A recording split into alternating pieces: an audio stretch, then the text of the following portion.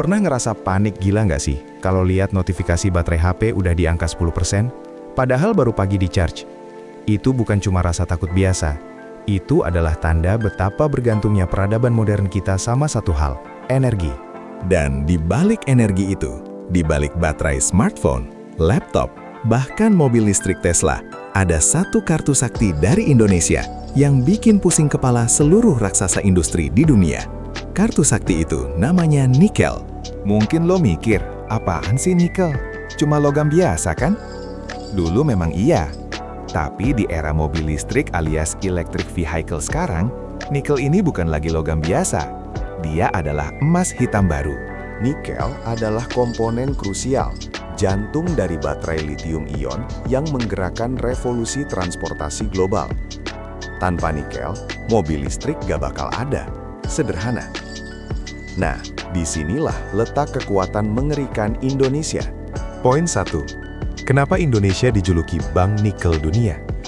Coba lo bayangin sebuah negara yang punya seperempat dari semua uang tunai yang beredar di dunia. Itu analogi Indonesia dan nikel.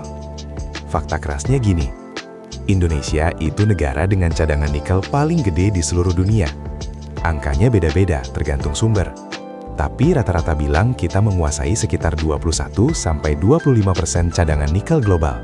Tapi cadangan doang nggak cukup. Yang bikin kita jadi kartu sakti adalah produksinya. Sampai hari ini, Indonesia itu produsen nikel terbesar di dunia. Jauh banget di atas negara-negara lain kayak Filipina atau Rusia. Bahkan, kalau kita bicara nickel pig iron atau bahan baku baterai, kontribusi Indonesia ke pasokan global itu bisa nyentuh angka 50%. Coba lo renungin, angka 50% itu sebentar. Kalau Indonesia batuk, setengah dari pasokan nikel dunia buat bikin baterai mobil listrik ikut pilek. Semua pabrikan mobil listrik gede, dari Tesla di Amerika sampai BYD di China, semua bergantung sama tanah di Indonesia. Kita bukan cuma pemain, kita ini wasit dalam permainan transisi energi global. Kita punya tombol on dan off buat masa depan transportasi listrik. Ini data yang bikin pusing kepala para CEO perusahaan multinasional di New York atau Tokyo. Poin 2. Perubahan aturan main. Dari jual kopi mentah ke jual kopi mahal. Selama puluhan tahun, Indonesia itu cuma tukang jual tanah.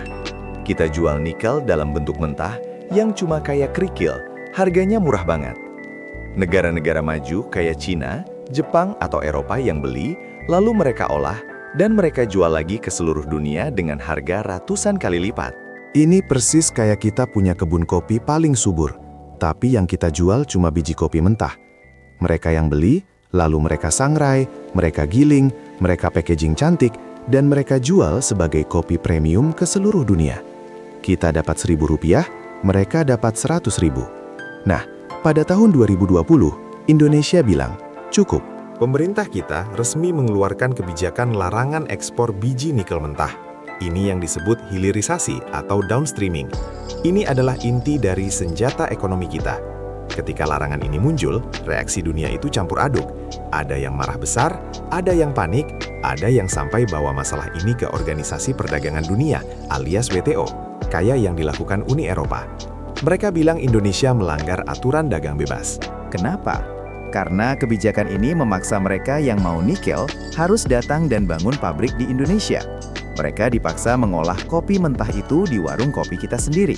Hasilnya gila-gilaan. Dulu kita cuma ekspor biji yang harganya receh. Sekarang kita ekspor produk olahan nikel, entah itu ferronikel, dalam beberapa tahun saja. Ini membuktikan bahwa menjual produk jadi itu jauh lebih menguntungkan daripada menjual tanah. Poin 3. Ancaman dan peluang kartu sakti dalam geopolitik global. Larangan ekspor nikel bukan cuma urusan ekonomi, ini urusan geopolitik tingkat tinggi. Nikel Indonesia sekarang jadi alat tawar kita di panggung dunia. Bayangin, Amerika Serikat, Cina, dan Eropa lagi perang dagang teknologi. Mereka semua berlomba-lomba siapa yang paling cepat transisi ke mobil listrik, karena ini adalah masa depan industri otomotif. Dan siapa yang pegang kunci transisi itu? Indonesia. Secara otomatis, semua negara ini sekarang harus melirik Indonesia dengan serius. Mereka nggak bisa cuma main ancam-ancam doang. Mereka tahu, kalau Indonesia beneran nutup keran, seluruh rantai pasok baterai global bisa lumpuh. Pabrik mobil listrik di seluruh dunia bisa berhenti produksi karena kehabisan bahan baku baterai. Tentu saja, punya kartu sakti ini juga punya resiko. Kita harus memastikan hilirisasi ini dilakukan secara berkelanjutan, gak merusak lingkungan secara parah, dan hasilnya benar-benar dinikmati oleh rakyat Indonesia, bukan cuma segelintir konglomerat. Karena kalau kita nggak hati-hati, kartu sakti ini bisa jadi bom waktu lingkungan. Intinya, sekarang ini, kalau lo punya mobil listrik, ada kemungkinan besar di dalam baterainya itu ada sepotong kecil tanah Indonesia yang lagi ngasih daya. Kita nggak cuma lagi jual komoditas, kita lagi jual masa depan dunia. Dan itu bikin mereka semua takut kehilangan kita. Jadi, lo udah paham kan kenapa nikel ini bukan sekadar logam biasa? Ini adalah senjata ekonomi paling kuat yang kita miliki saat ini. Gimana menurut lo?